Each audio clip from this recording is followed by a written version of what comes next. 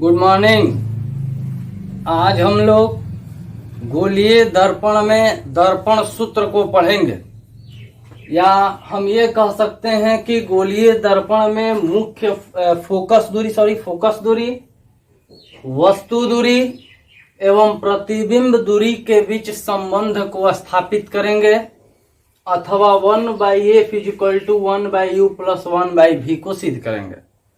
हम लोगों के सिलेबस में अब जो यह सूत्र है नहीं है क्लास 10 में, लेकिन इस सूत्र पर आधारित न्यूमेरिकल्स प्रश्न जो है, आंकिक प्रश्न अक्सर जो है परीक्षाओं में पूछे जाते हैं। हम लोग के किताब में भी दिया है। तो जब प्रश्न पूछे जाते हैं तो हम लोग जो है इस सूत्र को भी सिद्ध कर लेंगे और देखेंगे कि आखिर यह सूत्र कैसे जो है आता है। तो पहले जब सिलेबस में था तो इसे हम लोग अवतल दर्पण में और उत्तल दर्पण में दोनों में सिद्ध करते थे, लेकिन चूंकि अब ये सिलेबस में सूत्र सिद्ध करना हटा दिया है तो हम लोग किसी एक दर्पण में इसे समझने के लिए सिद्ध कर लेंगे। तो या तो अवतल दर्पण में करेंगे या तो उत्तल दर्पण में करेंगे, क्योंकि अब यह जो प्रश्न है आपके क्लास 12th में चला गया है।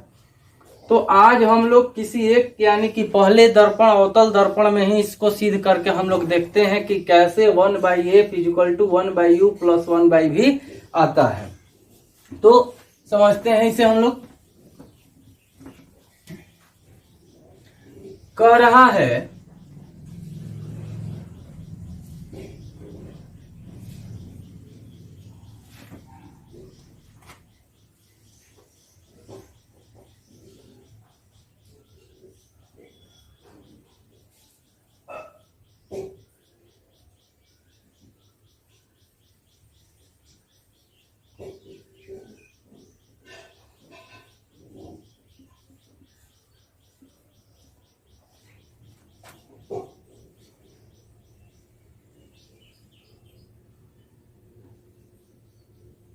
ये अवतल दर्पण है, ये इसका ध्रुव है, ये मुख्य फोकस है, ये जो है वक्रता केंद्र है, और ये केंद्र और ध्रुव से होकर गुजरने वाली रेखा मुख्य अक्ष है। दर्पण के मुख्य अक्ष पर कोई वस्तु है। दर्पण के मुख्य अक्ष पर कोई वस्तु है जिससे आने वाली प्रकाश की किरण जो मुख्य अक्ष के समांतर आती है, दर्पण से परावर्तन के बाद मुख्य फोकस से होकर गुजरती है। दर्पण से परावर्तन के बाद मुख्य फोकस से होकर गुजरती है। इस किरण का नाम मान लीजिए हम रख दिए AM। जो आपतित किरण है AM है, और ये परावर्तित होती है MF के रूप में। दूसरी किरण जो वक्रता केंद्र से होकर आती है, तो केंद्र से होकर आने वाली प्रकाश की किरण परावर्तन के बाद वापस उसी रास्ते पर लौट जाती है। हम लोग पढ़े हैं, क्योंकि लंबवत आती है। उस स्थिति में ये दोनों किरणें केंद्र और मुख्य फोकस के बीच मिलती है, जहां पर उस वस्तु का प्रतिबिंब बनता है IB, और यह प्रतिबिंब बनेगा वास्तविक उल्टा और वस्तु से आकार में छोटा। तो इस तरह से वही वस्तु हो गया। IB जो है वो आपका क्या हुआ? प्रतिबिंब हुआ। दर्पण के ध्रुव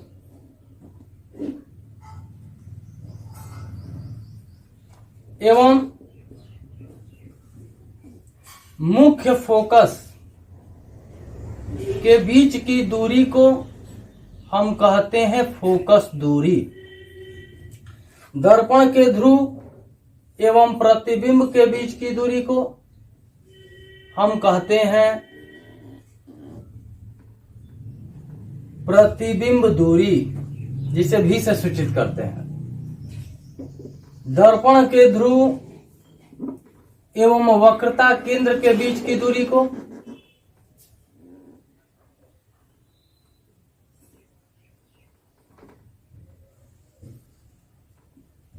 हम कहते हैं वक्रता त्रिज्या R, और R बराबर होता है 2 × f। दर्पण के ध्रुव एवं वस्तु के बीच की दूरी को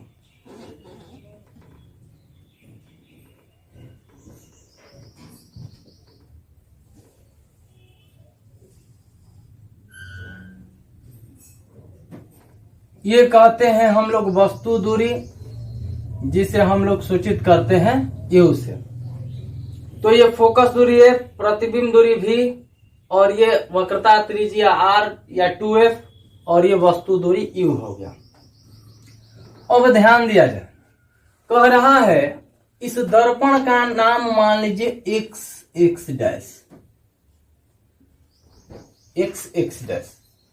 माना कि x डैश एक अवतल दर्पण है, x डैश एक अवतल दर्पण है जिसमें ध्रुव P मुख्य फोकस F, वक्रता केंद्र C तथा PC मुख्य अक्ष है।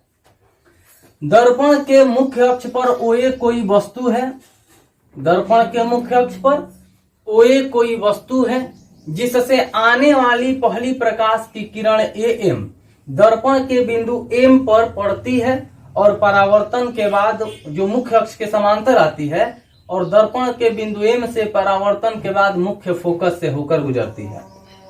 दूसरी किरण जो वक्रता केंद्र से होकर आती है, परावर्तन के बाद यह वापस उसी रास्ते पर लौट जाती है, और इस तरह ये दोनों किरणें जो है परावर्तन के बाद मुख्य फोकस और वक्रता केंद्र के बीच मिलती है, जहां उस वस्तु का IB वास्तविक उल्टा और वस्तु से छोटा प्रतिबिंब बनता है। कह रहा है कि इसकी फोकस दूरी स्मॉल f, प्रतिबिंब दूरी जो है ध्रुव से प्रतिबिंब के बीच की दूरी प्रतिबिंब दूरी v हो गया, वक्रता त्रिज्या r हो गया, और वस्तु दूरी ध्रुव से वस्तु के बीच की दूरी वस्तु दूरी u हो गया। तब परावर्तन के नियम से या प्रकाश के परावर्तन से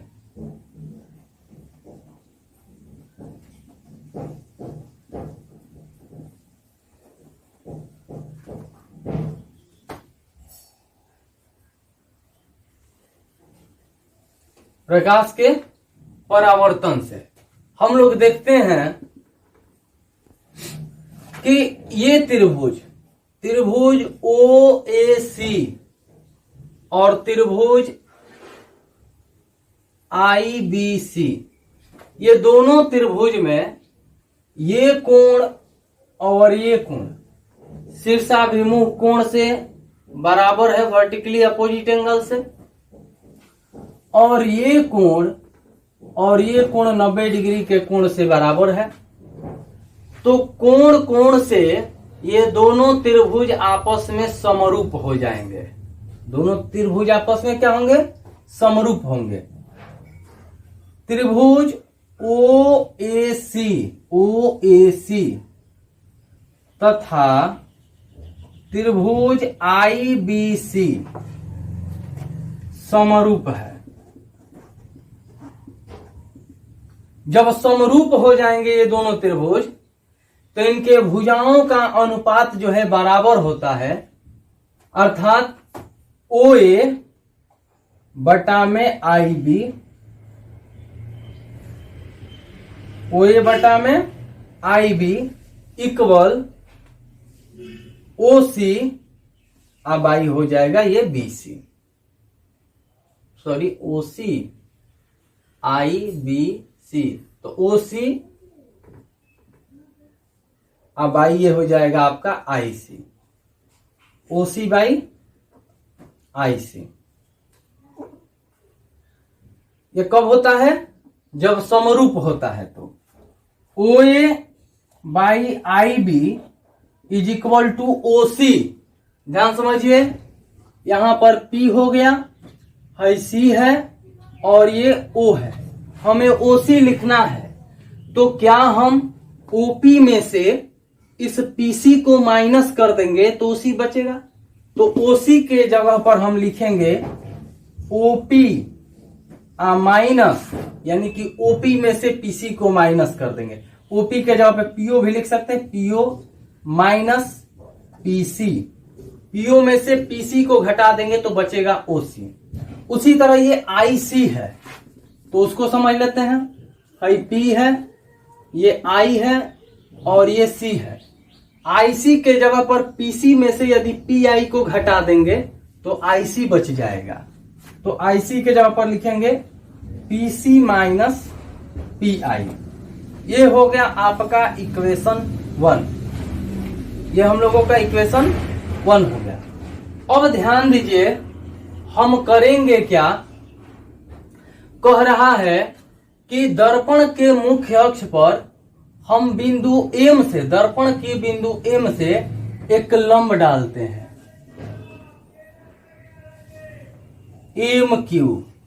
यानी हम क्या करते हैं कि एम क्यू जो है वो लंब डालते हैं, खींचते हैं। किस पर खींचते हैं? मुख्य अक्ष पर। इसको पीसी कहिए चाहे पीओ कहिए। इस मुख्य अक्ष पर, पीसी पर या पीओ पर, ये जो रेखा है, ये जो मुख्य अक्ष है, प्रधान अक्ष है, उस पर दर्पण के बिंदु एम से एम क्यू एक लंब खींचते हैं। ठीक। तो जब लंब खींच दिए तो अब यहां पर एक त्रिभुज बन रहा है Q M F. Q M F और एक त्रिभुज बन रहा है आई बी एफ। यहां पे दो त्रिभुज हुए। क्यू एम एफ में ये क्यू 90 डिग्री के, चूंकि लंब है तो क्यू 90 डिग्री के, और यहां पर भी जो है ये जो नीचे के तरफ खींचे हैं, लंबवत खींचते हैं ऊंचाई या गहराई, तो ये 90 डिग्री के 90 डिग्री के दोनों कोण बराबर हो गए दोनों त्रिभुज में। और ये कोण भी एफ इसमें का और एफ इसमें का बराबर होंगे वर्टिकली अपोजिट एंगल से, शीर्षाभिमुख कोण से। इसका मतलब कोण से ये दोनों त्रिभुज समरूप होंगे। तब त्रिभुज क्यू एम एफ समरूप है, ये समरूप का चिन्ह है त्रिभुज आई बी एफ। जब समरूप हो गया तो इनके भुजाओं का अनुपात जो है बराबर होगा। तो क्यू एम यानी इसमें का क्यू एम, इसमें का आई बी का, Q M I B, Q M by I B equal, थोड़ा और नीचे, Q M by I B equal Q F. तो जब इसमें का क्यू एफ हो गया क्यू एफ, तो इसमें का हो जाएगा आई एफ। इसमें का हो जाएगा आई एफ, यानी Q F by I F. अब ध्यान दीजिए, चूंकि किरण ए एम जो है, जो मुख्य अक्ष के समांतर आती है, तो इसका मतलब कि ओ ए और क्यू एम आपस में बराबर होंगे। ध्यान दीजिए, ये ए एम है और ये जो है ओ पी है, तो यहां से दूरी और यहां से दूरी, दो समांतर रेखाओं के बीच की कहीं भी दूरी आपस में बराबर होती है।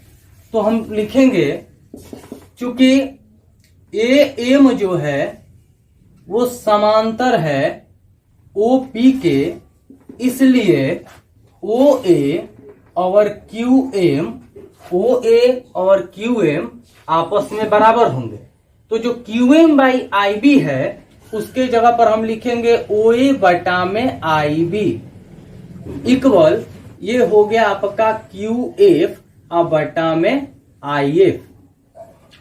ये हो गया आपका ओ ए बटा में I B I equal to, ये क्यू एफ है और नीचे है आई एफ। ध्यान दीजिए, थोड़ा सा एक कदम पहले हम लोग यहीं से आगे बढ़े। जो क्यू एफ है वो पी एफ के भी इक्वल हो सकता है। क्यों इक्वल हो सकता है? क्योंकि यदि ये दर्पण जो हम बनाए हैं ये पूरी तरह से तो ऐसा गोल होगा नहीं, तो उस स्थिति में, या दूसरा चीज, ये मान लीजिए हमारा दर्पण है और ये मुख्य अक्ष है, तो कोई जरूरी नहीं है कि प्रकाश की किरण इतना ही ऊंचाई से जाए। ये भी हो सकता है कि प्रकाश की किरण यहां से होकर गुजरे ए एम, तो उस स्थिति में ये एफ यदि है तो, और यहां से आई क्यू है, आई पी है, तो लगभग जितना क्यू एफ होगा उतना ही पी एफ भी होगा लगभग में, क्योंकि क्यू जो है वो बिंदु पी के एकदम जो है नजदीक होगा। तो जितना पी एफ होगा उतना ही लगभग में क्यू एफ होगा। तो लिखेंगे यदि बिंदु एम बिंदु पी के अत्यंत निकट हो तो एम जो है यदि पी के नजदीक होगा तो लगभग क्यू भी जो है एकदम पी के नजदीक होगा। उस स्थिति में जितना क्यू एफ होगा उतना ही लगभग पी एफ होगा। तो P F is equal to Q F लगभग। तो यहां जो क्यू एफ है उसके जगह पे हम पी एफ लिख सकते हैं। ओ ए बटा में I B is equal to Q F के जगह पर पी एफ और बटा में ये हो जाएगा आई एफ। ओ ए बटा में I B is equal to P F बटा में, अब आई एफ है तो इसको समझिए, हई पी हो गया, हई एफ हो गया और ये आई हो गया। हमें आई एफ का मान निकालना है। तो क्या हम पी आई में से पी एफ को घटा देंगे? तो आई एफ के जगह पर लिखेंगे P I minus P F. अच्छा, क्यों किए? क्योंकि आई से एफ के बीच की दूरी कुछ नहीं दिया है, लेकिन पी आई का दूरी दिया है भी और पी एफ का दूरी दिया है एफ। तो हम जो है भी में से एफ को घटाएंगे तो आई एफ का मान निकल जाएगा। इसलिए जिसका मान नहीं दिया हो उसके लिए जो है हम लोग देखते हैं कि किसमें से किसको घटाने पर उसका वैल्यू आ जाएगा। इस तरह से ये बन गया हम लोगों का इक्वेशन सेकंड। इक्वेशन फर्स्ट में और इक्वेशन सेकंड में दोनों का एलएचएस बराबर है, कट जाएगा तो आरएचएस भी आपस में बराबर होंगे। यानी समीकरण 1 और समीकरण 2 से दोनों का एलएचएस क्या है? इक्वल है, बराबर है। तो आरएचएस भी इक्वल होंगे, बराबर होंगे।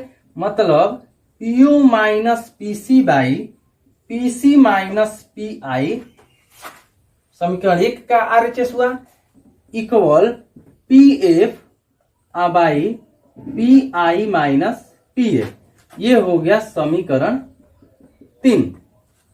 अब यहां से जो कि पीछे वाले वीडियो में हम लोग पढ़े थे चिन्ह परिपाटी का नियम, कि कैसे उसका यूज हम यहां पर करेंगे। अब देखिए, चिन्ह परिपाटी के नियम से, चिन्ह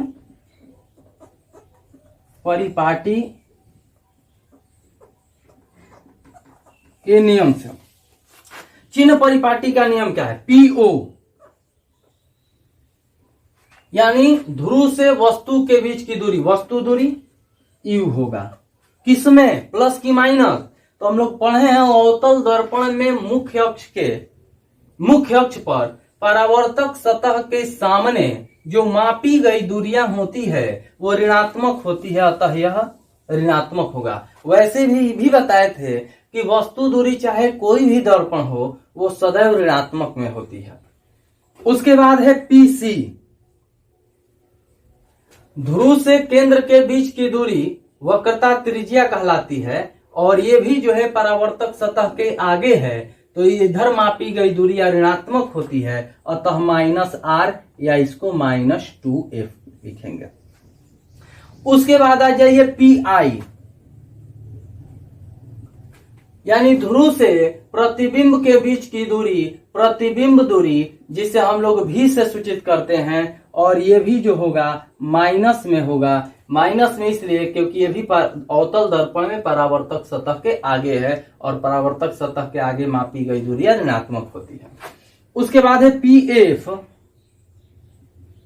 तो हम लोग पढ़े हैं कि अवतल दर्पण की फोकस दूरी ऋणात्मक होती है ध्रुव से मुख्य फोकस के बीच की दूरी, क्योंकि ये भी परावर्तक सतह के आगे माप रहे हैं इस दूरी को, तो ये भी माइनस में, यानी कि माइनस एफ। ये माइनस एफ हुआ। अब ये जितने ये आए हैं पीओ का, पीसी का, पीआई का, पीएफ का वैल्यू, इस सब को जो है हम लोग समीकरण 3 में रख देंगे।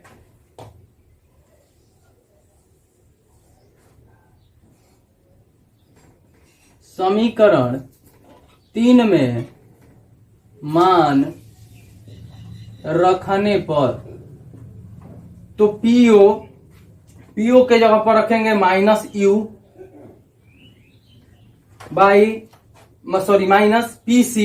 पीसी के जगह पे। अब चूंकि देखिए आर के जगह पर हम लोग -2f क्यों लिखेंगे, आर बराबर 2f होता है, लेकिन क्यों नहीं आर लिख रहे हैं, क्योंकि हमें संबंध दिखाना है u में, v में और f में, इसीलिए r को भी बदल दिए हम लोग 2f में, और r के जगह पे हम लोग 2f लिख रहे हैं। तो -u माइनस पीसी के जगह पे लिखेंगे -2f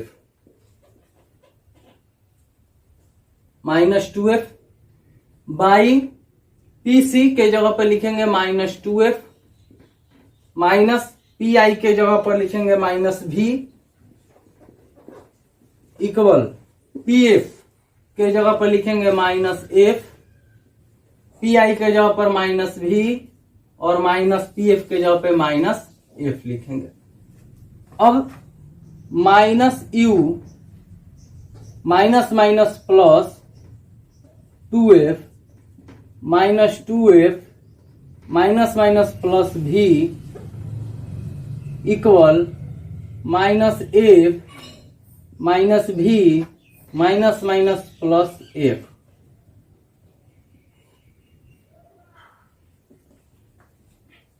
हम क्या करेंगे कि अब इनको तिरछा तिरछी गुणा कर देंगे,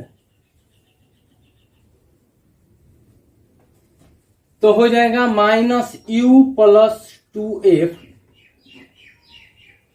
into -v plus f is equal to -f into -2f plus v।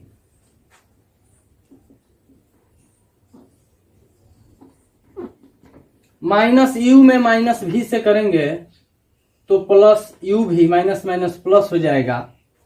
-u में f से करेंगे -uf, 2f से -v में करेंगे -2vf, 2f से f में करेंगे तो 2f का स्क्वायर इक्वल -f में -2f से करेंगे minus minus plus 2f square, -f में -v से करेंगे minus plus minus vf plus 2f square, यहाँ पे इक्वल में प्लस 2f स्क्वायर, ये कट गया, दोनों तरफ इक्वल है। अब uv minus uf minus 2vf equal -vf, vf को vf के पास लेके चल जाएंगे, तो uv minus uf is equal to -vf, minus में है ये प्लस में 2vf, uv minus uf equal ये हो जाएगा आपका vf, क्योंकि माइनस प्लस माइनस 2vf में से एक vf घटेगा तो एगो vf बचेगा। अब दोनों तरफ uvf से भाग करने पर तो हो जाएगा uv by uvf minus uf by uvf is equal to vf by uvf हो जाएगा। अब क्या करेंगे, जो कटने वाला है उनको हम कटा देंगे, uv से uv कट गया, uf से uf कट गया, vf से vf कट गया, यहाँ पर बचा 1/f minus 1/v equal 1/u, ये v माइनस में है, इधर आएगा प्लस में 1/f equal 1/u plus 1/v। इस तरह से ये हो गया आपका इक्वेशन 4 यानी कि प्रूफ। यही हमें प्रूफ करना था। मिरर फॉर्मूला यानी दर्पण सूत्र 1/f is equal to 1/u plus 1/v। आप इसे भी कह सकते हैं कि दर्पण सूत्र सिद्ध करें, या ये भी कह सकते हैं कि किसी गोलीय दर्पण में फोकस दूरी, वस्तु दूरी एवं प्रतिबिंब दूरी यानी कि UVF में आप संबंध स्थापित करें। तो इस तरह से हम लोग जो है अवतल दर्पण में दर्पण सूत्र को यानी कि UVF में संबंध को स्थापित कर दिए। फोकस दूरी, वस्तु दूरी और प्रतिबिंब दूरी के बीच संबंध को स्थापित कर दिए। अब जो है हम लोग आगे जो है इसके बाद जो है आवर्धन पढ़ेंगे। आवर्धन पढ़ने के बाद जो है हम लोग देखेंगे कि किस तरह से जो है इस पर न्यूमेरिकल्स आते हैं और उन न्यूमेरिकल्स को हम लोग बनाएंगे। यदि आप लोग की इच्छा होगी कि उत्तल दर्पण में भी सिद्ध किया जाए तो उसमें भी सिद्ध कर दिया जाएगा, लेकिन ये जो है एक सिलेबस में नहीं है, बस केवल समझने के लिए इस फॉर्मूला को हम बता दिए, ताकि क्योंकि इस फॉर्मूला है या नहीं है लेकिन इस पर जो है क्वेश्चन अक्सर पूछता है और आपके बुक में भी दिया रहता है, तो इसलिए हम लोग यदि जाने तो कोई दिक्कत नहीं है। इसके आगे का जो है हम लोग टॉपिक जो भी पढ़ना होगा वो आगे वाले वीडियो